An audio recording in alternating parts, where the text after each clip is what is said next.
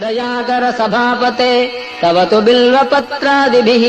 समर्च्य पदपङ्कजम् सुलभमेव कैवल्यदम् कदाहमभवम् धियो विषयलम्पटोऽज्ञः कथम् चिदम्बरमहानटम् हृदि विचिन्तये सन्ततम् न चास्मि कुशलस्मृतौ स्मृतिपुराणकाव्येषु वा कलासु विविधासु वा परिचितोऽस्म्यहम् नैव भोः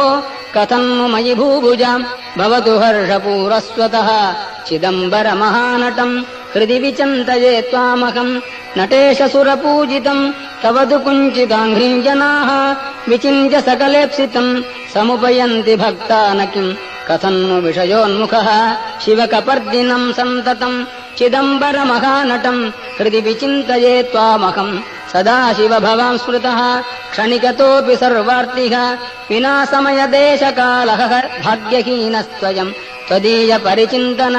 रहित नष्टजन्मा सदा चिदम्बरमहानटम् हृदि विचिन्तये त्वामहम् त्वमेव जनको मम त्वमसि मे प्रसूरुन्मनाः त्वमेव सुहृदुत्तमः त्वमसि सूनुरादादयः भवन्तमगजाधिप त्रिदश सार्वभौमत्वकम् चिदम्बरमहानटम् हृदि विचिन्तये सन्ततम् नृकण्डुतनयम् पुरा शमनपाशसम्पीडितम् यदीयपदपङ्कजम् शरणमेवावापस्वकम् निहत्य यमुनाग्रजम् शिततमत्रिशूलेन तम् चिदम्बरमहानटम् हृदि विचिन्तये त्वामहम् उमासखचिदात्मकम् तव तु दिव्यरूपम् विभो हृदन्तरनिविष्टमप् अहमपारयन्वीक्षितुम् मुदैव विचरन् बहिर्यपनयम् सकालम् कदा चिदम्बरमहानटम् हृदि विचिन्तये त्वामहम् विमृश्य मयि किल्बिषान् अवधुनोत्ययम् नार्हति प्रकाममतिदुष्टधीः मम पदाब्जयोः संसृजम् इति क्षिपसि चेत्प्रभो कमुपयामि भीतस्त्वतः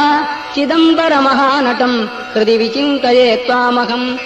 जनाः कतिकचित्रिगो सकलवेदसारात्मकम् पुरातनजनः कृते सुकृतवञ्चयैस्त्वाम् किल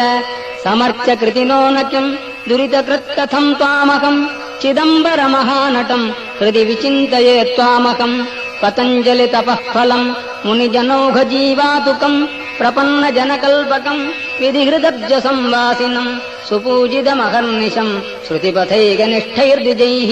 चिदम्बरमहानटम् हृदि विचिन्तये त्वामकम् डमरुकमृगरोचेष्केशरोचिष्णुपाणिः दरहसितविरजन् मञ्जुळास्याम्बुजश्रीः दयाकर सभापते तव तु बिल्वपत्रादिभिः समर्च्य पदपङ्कजम् सुलभमेव कैवल्यदम् कदाहमभवम् धियो विषयलम्पटोऽज्ञः कथम् चिदम्बरमहानटम् हृदि विचिन्तये सन्ततम् न चास्मि कुशलस्मृतौ स्मृतिपुराणकाव्येषु वा कलासु विविधासु वा परिचितोऽस्म्यहम् नैव भोः कथम् नु मयि भूभुजाम् भवतु हर्षपूरस्वतः।